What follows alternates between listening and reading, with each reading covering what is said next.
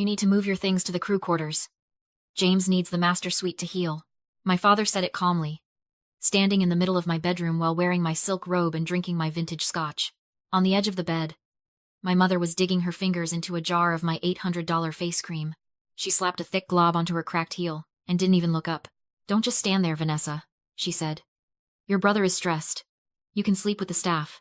I walked out of the bedroom and onto the aft deck, needing air that didn't smell like betrayal. The Miami heat was heavy, but it was the sight of Leo, my 19-year-old junior deckhand, that made my blood run cold. He was standing by the gangway, wringing his cap in his hands, looking like he was waiting for an execution. Miss Vanessa, I'm so sorry, he stammered, refusing to meet my eyes. They had IDs. They said it was a surprise anniversary visit. Your father, he told me if I ruined the surprise, he'd have you fire me on the spot. He knew my name, Miss Vanessa. He knew about my probation period. They hadn't picked a lock. They hadn't hacked a keypad. They had bullied a teenager. That was their specialty, social engineering weaponized through pure, unadulterated entitlement. They knew exactly which pressure points to squeeze. It's fine, Leo, I said, keeping my voice steady despite the tremor in my hands. Go take your break. I'll handle the garbage. I turned back toward the salon. I hadn't seen my parents in 3 years. No calls, no holidays, just a clean, silent break after they drained my college fund for James's first venture. Now, they were back, and they hadn't come to reconcile. They had come to collect. Inside the main salon, the invasion was total. 4 oversized suitcases blocked the walkway. My brother, James, was already sprawled on the Italian leather sofa, scrolling through his phone. He looked up, smirked, and gestured around the room. Not bad, V. A little sterile, but I can work with it. The Wi-Fi is decent. Get out, I said. All of you. Now. Brenda walked in from the master suite, wiping her hands on a towel she had pulled from my private stash. Don't be dramatic, Vanessa. It's unbecoming. We're family. You have plenty of room. This is a place of business, I said, stepping between James and the bar. You are trespassing on a commercial vessel. If you aren't off this boat in 5 minutes, I'm calling the port authority. And tell them what? Roger laughed, pouring himself another drink. That you're evicting your elderly parents? After everything we did for you? He took a step closer, invading my personal space, the smell of my scotch heavy on his breath. We raised you. We put a roof over your head for 18 years. We sacrificed so you could have. This. He waved a hand dismissively at the $1 million interior. You think this success is yours? It's ours. We invested in you. Now, when the family needs a return on that investment, you want to hoard it all for yourself? It's selfish, Vanessa. It's ugly. There it was. The specific, twisted math of the narcissist. In their minds, my success was a communal asset, a dividend they were owed for doing the bare minimum of parenting. My hard work, my risk, my sleepless nights building this company from a single salvage tug, that was just family equity maturing. But James? James's failures were a tragedy. His debts were a collective burden that required a bailout. My assets were public domain. His liabilities were a family emergency. You didn't invest in me, I said, my voice low. You survived me, and I survived you. Now get off my boat. We can't, James said, not looking up from his screen. I gave up my lease. We moved out of the house this morning. We're staying here until I get back on my feet. You, what?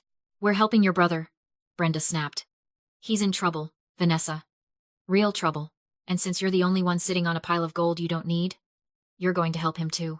$148,000. Roger dropped the number like it was the weather report. He borrowed it against a crypto venture that didn't mature. The lender is private. Aggressive. They aren't sending letters, Vanessa. They're sending pictures of James walking to his car. James finally looked up, his face pale and sweating. For a second, I saw the fear. It was the only honest thing in the room. I don't have $150,000 in cash sitting in a drawer, I said. This is a business. My capital is tied up in fuel, insurance, and maintenance. Liquidating that much operating cash today would cripple me. Then cripple it, Brenda said. She stood up and walked over to the bar, pouring herself a glass of sparkling water. You can rebuild. James doesn't have that luxury. If he defaults, he goes to prison or the hospital. Are you really going to value a bank balance over your brother's life? Why is this my debt? I asked. Why am I the insurance policy for his gambling?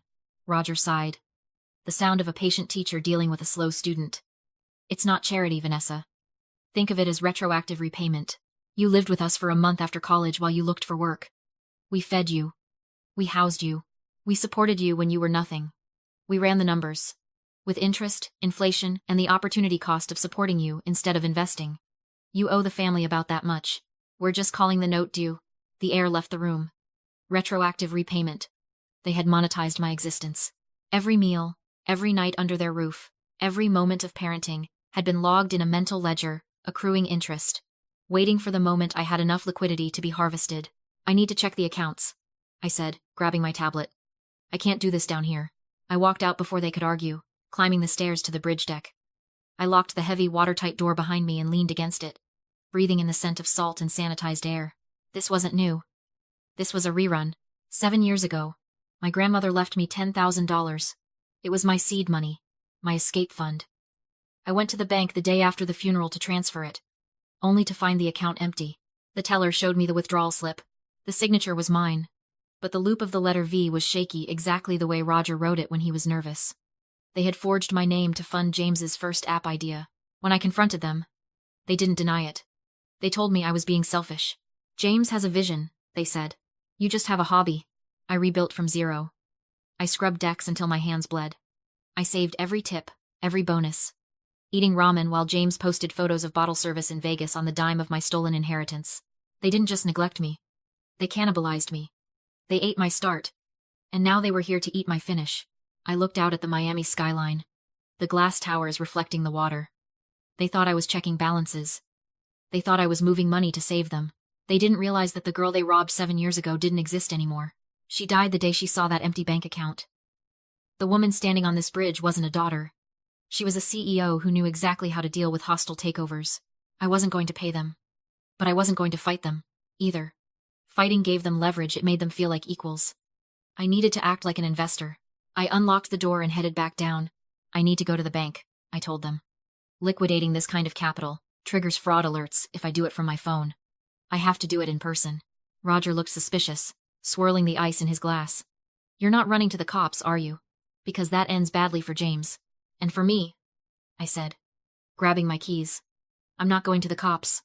I'm going to save your son. Just like always. I walked off the boat without looking back. But I didn't go to the bank. I drove 3 blocks to the Havana, a cigar bar that smelled of cedar and old money. Aunt Morgan was waiting in the back booth, nursing an espresso. She was my mother's sister, but in spirit, she was a different species. A retired corporate litigator who had divorced 3 husbands and kept all the houses. Let me see the demand letter, she said, extending a hand that glittered with diamonds. I handed her the crumpled paper James had thrown on the table. She scanned it, her eyes narrowing behind her reading glasses. Then she laughed a dry, sharp bark. Apex Global Holdings, she read. Vanessa, this isn't a loan shark. This is Barry Siegel. He runs a predatory lending shell out of a strip mall in Fort Lauderdale. He scares rich kids into paying double interest. Can we stall him? Better, she said. She pulled out her phone. Barry owes me a favor from the '98 merger. If I call him right now and offer him 60 cents on the dollar in cash, today, he'll sell the debt note to us just to get it off his books. He knows James is a default risk. He'd rather have 60% of something than 100% of nothing. Do it, I said. Use my operating account. Buy the note. Morgan dialed. I watched her work, her voice dropping into that terrifyingly pleasant register she used before destroying a witness. 3 minutes later, she hung up. It's done, she said. The wire is pending. As of 10 minutes from now, Barry gets his money, and you become the holder of James's debt note. You own him. Good. Now help me draft the paperwork. We spent the next hour on her iPad. We didn't draft a check. We drafted a trap. By the time I walked back to the marina, the sun was setting, casting long, bloody shadows across the water. I fixed my hair in the rearview mirror, pulling a few strands loose to look frazzled. I practiced my expression. Defeated. Small. Compliant. The dutiful daughter, who had finally been broken. I boarded the Sovereign. They were waiting in the salon like vultures on a fence. James had opened a second bottle of wine. Brenda was flipping through a yachting magazine, already picking out redecorating ideas. Well? Roger barked. Is it done? I can do it, I said, letting my shoulders slump. I moved the funds. But there's a problem with the IRS. What problem? It's 150 grand leaving a corporate account, I explained, my voice trembling just enough. I can't just gift it to you. The auditors will flag it as embezzlement. I have to book it as a formal transaction. A debt purchase. I pulled out my phone and set it on the coffee table, propping it up against a vase so the camera lens faced the sofa where they sat. My board of directors requires a compliance recording for any transfer over $10,000, I lied. I need you to acknowledge on video that this money is for James's debt, and that you are authorizing the transaction. If we don't record this, the bank freezes the wire. Roger looked at the phone, then at the bottle of wine, then at James. Greed is a powerful anesthetic. It numbs the survival instinct. He didn't see a trap. He saw a daughter finally following orders. Fine, he grunted, waving a hand. Turn the damn thing on. Let's get this over with. I pressed record. I'm sorry for earlier, I said, my voice softening into the perfect pitch of a chastised daughter. I walked over to the wet bar and popped the cork on a bottle of Dom Perignon. I was stressed. The business is a lot. I shouldn't have taken it out on you. I poured 4 glasses, the bubbles hissing in the quiet room. I handed one to Roger, one to Brenda, and slid one across the table to James. They took them, their eyes wary but greedy. Alcohol and apology, the 2 things they could never resist. I want to help, I continued, sitting down opposite them, making sure I looked smaller, less imposing. I can't let James go to prison. You're right. Family is family, Brenda exhaled. A long, dramatic sound. Finally. I knew you'd come to your senses, Vanessa. We just want what's best for everyone, but I have to do this carefully. I whispered, leaning in like a co-conspirator. I can't just write a check for $150,000. My accountant would have a stroke. And the tax implications would kill me. I'd lose 40% to the IRS. Roger's ears perked up.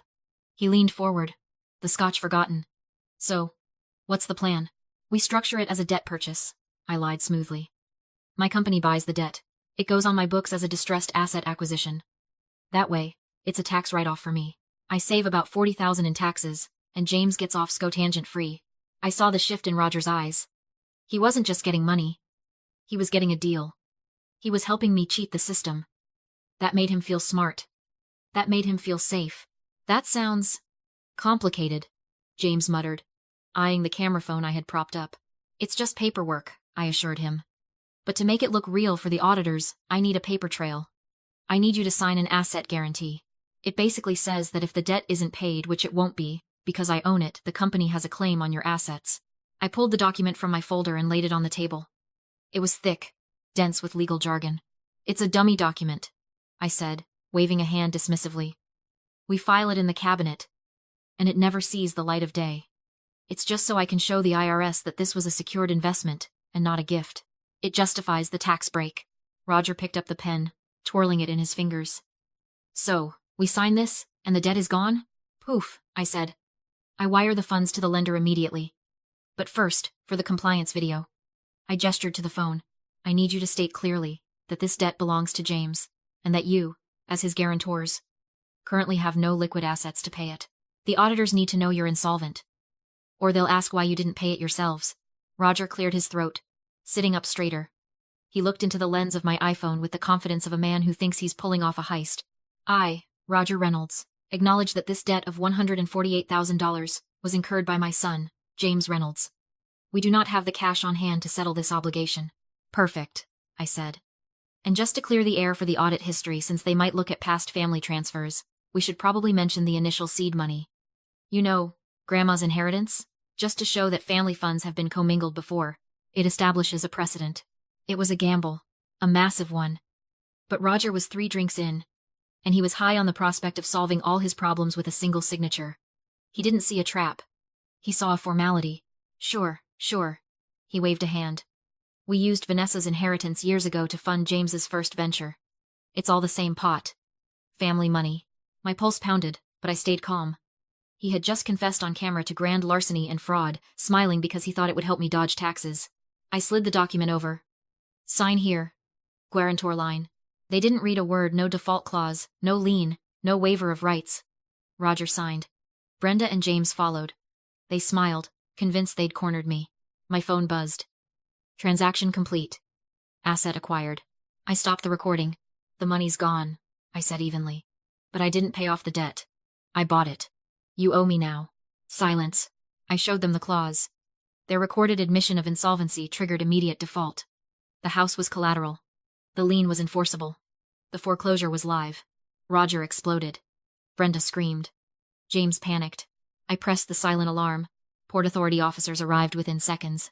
These passengers are unauthorized, I said. This is a commercial vessel. They were escorted off the yacht, no arguments, no leverage left. 3 weeks later, the court ruled in summary judgment. The lien stood, the house sold, the debt, theft, and legal fees were covered. James got a wage garnishment order, 15% for 10 years. You're a monster, he said. No, I replied. I'm a creditor. As the yacht pulled away, I deleted their numbers. Family isn't priceless. I bought my freedom, and this time, I owned it.